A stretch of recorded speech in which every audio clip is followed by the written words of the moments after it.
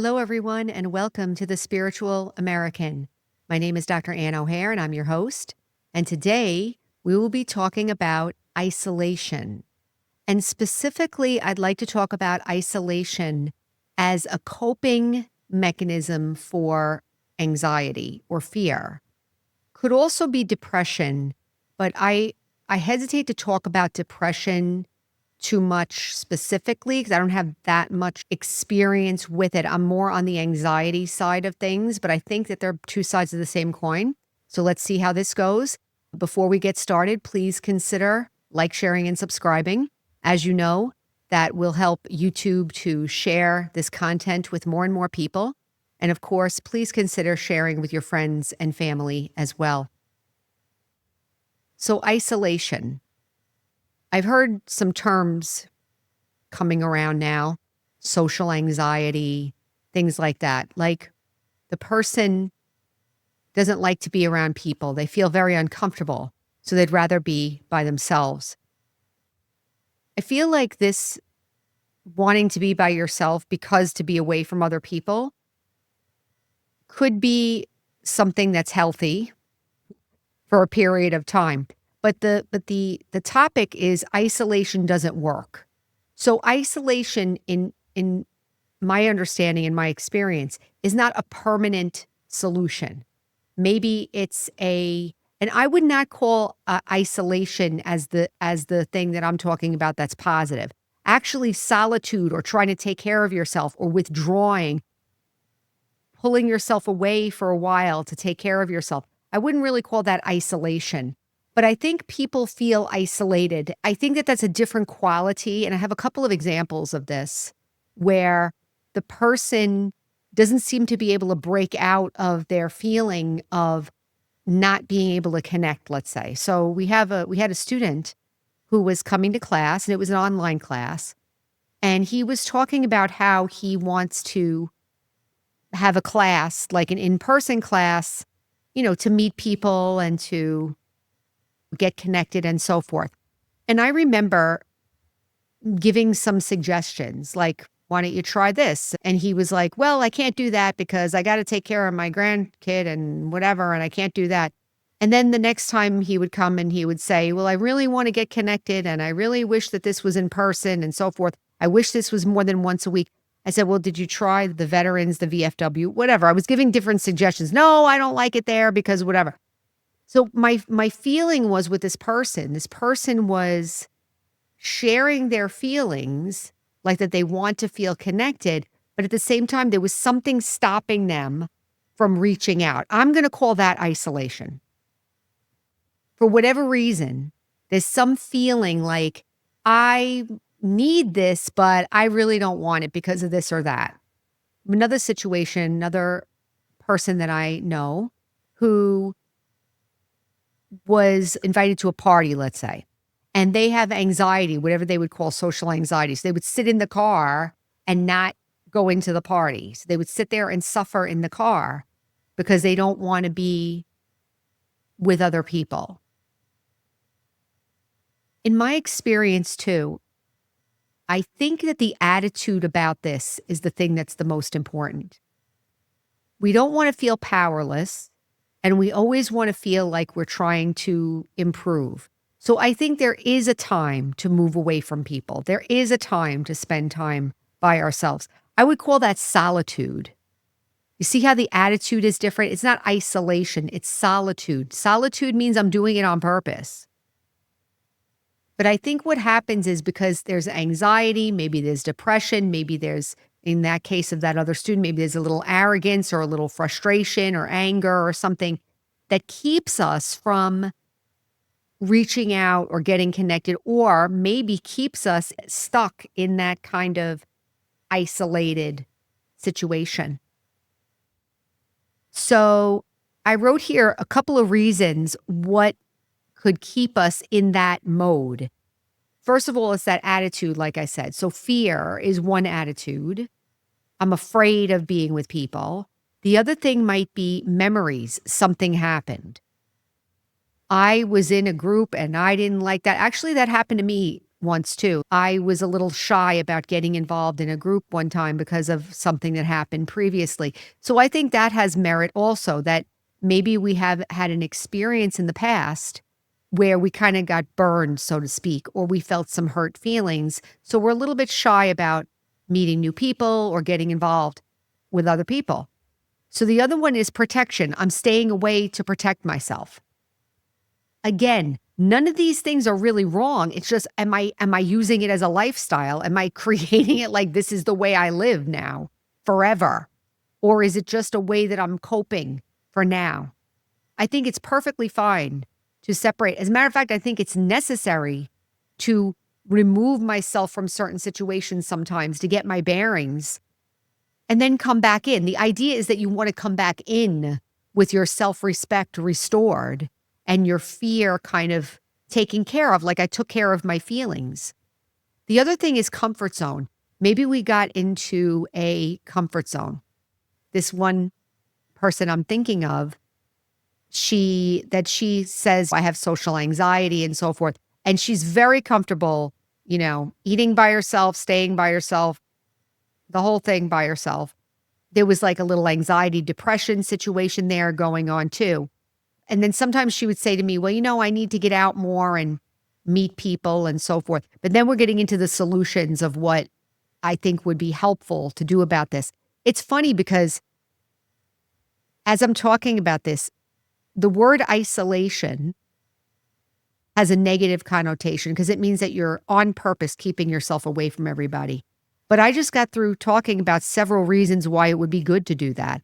Or maybe some feelings and some reasons why you feel like I feel better by myself. That's all okay.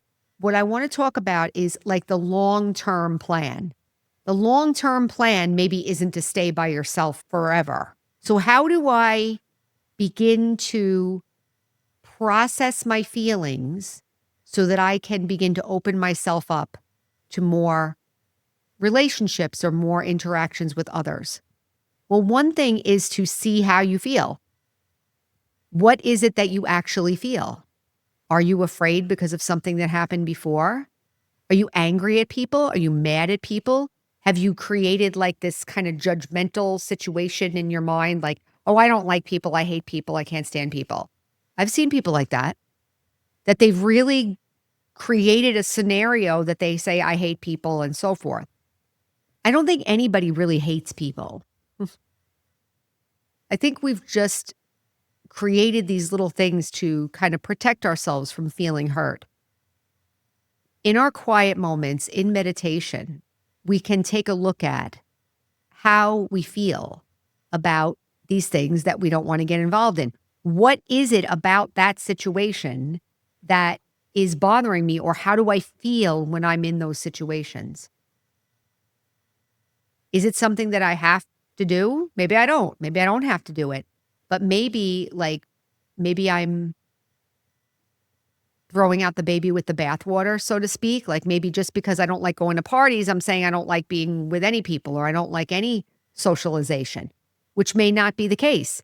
Maybe I like to socialize, but maybe I like to stay home, or maybe I like to do what I like to do.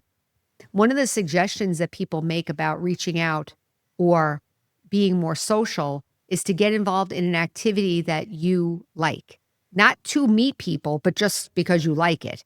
I think that that's a good advice because then you're doing it for yourself.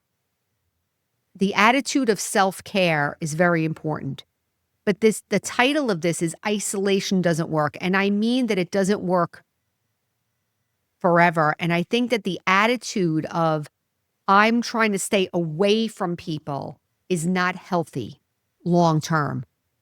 Short term, it can be helpful, but long term, it's not.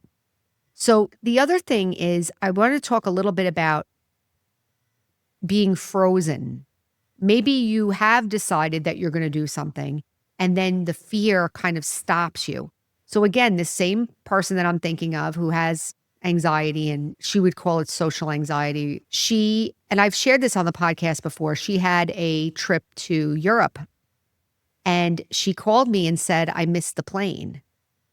I was like, whoa. And it was the next morning. And she goes, I changed the flight to today and now I got to get up. I have to be there in an hour and a half. And I said, "Get up and get dressed now. I'll stay on the phone." So what I did was I supported her in getting moving because what happens with anxiety, and I would imagine depression too, is that it freezes you. It stops you from moving. It stops you from doing. I think sometimes when we're in those situations, you actually have to do it even though you really feel like you can't. We can't let those feelings win. Let's say, stop me from living. As I'm saying this, I do understand what anxiety's like. I've had anxiety myself. I do understand it. I do understand what it's like to feel frozen. And I do understand what it's like to feel afraid to be around people. So I understand these feelings. I guess the final thought I'm going to give is that in your heart of hearts, in my heart of heart, I want good relationships. I want to feel comfortable around people. I want to be able to do things and feel okay about them. Maybe part of the problem is I've been doing things that I really don't want to do to please people, or because I think I should, or because I'm being hard on myself, or because I won't give myself a break, or because I have too many responsibilities, or because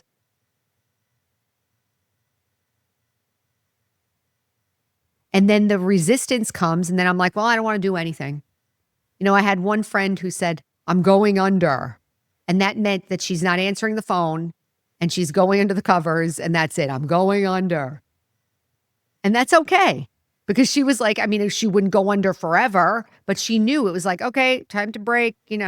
But even that, I mean, I used to like smile when she did that, but she was doing it with a sense of pain. Like, I'm going under because I can't take this anymore. And, there was like that kind of a sense. Wouldn't it be nice if we were able to make these kind of decisions without having to feel like it's a crisis? Anxiety and depression is a crisis, isn't it? It's a crisis in our mind. It's a crisis in our feelings. I don't think isolation fixes that. I think we use isolation as a way to cope with those feelings, but I don't think it fixes it. Eventually, we do want to be open and have good relationships and be able to communicate. So how do I deal with those feelings? That fear and anxiety and so forth? Well, you can go to therapy. You can start meditation. It depends on how severe. You'll hear me say on this podcast that if you have a severe mental health diagnosis where you're finding it hard to function and so forth, get the appropriate help. Maybe you need some medication for a while. Maybe you need, therapy and things like that. That's okay. That's getting help. I think that when we feel emotional pain, there's this sense that we want to get away from what's perceived as the pain.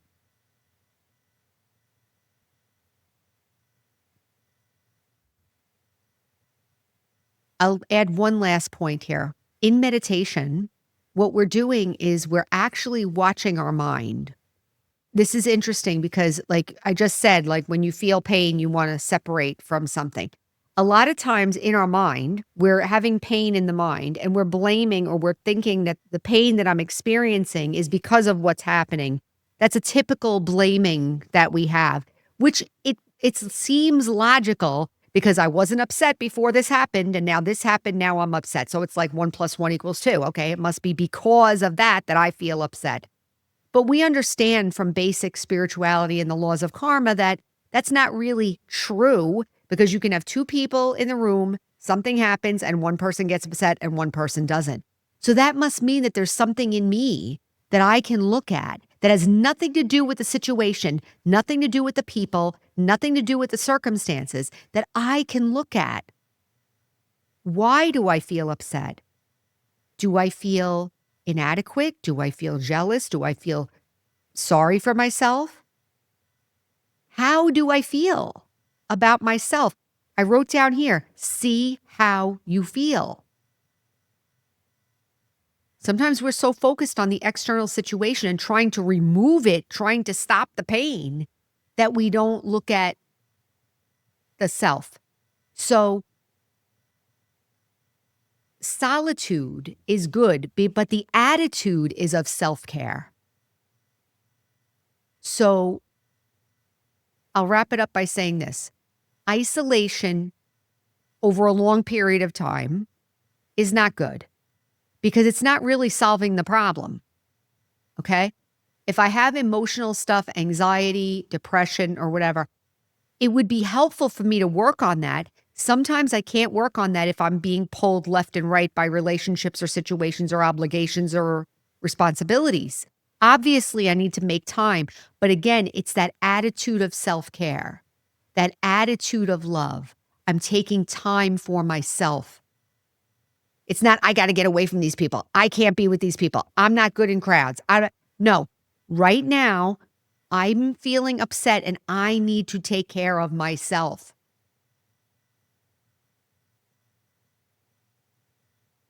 If I could leave you with one point, that would be it. Change the attitude about it. I'm not getting away from something. I'm moving towards myself, taking care of myself. That's the attitude. And then once I feel better, then of course, little by little, I'm going to move out again and try to transform those situations and those relationships if I still want them. Sometimes there are things that maybe are not necessary. Maybe I can let them go for good. But wouldn't it be a good idea to take some time to find that out, figure that out for yourself? So I will leave it there. I hope that gave a little bit more food for thought. And also, again, the principle of self-care and the attitude. Make it about you. So remember, our slogan is heal, empower, and serve. And until next time, take care.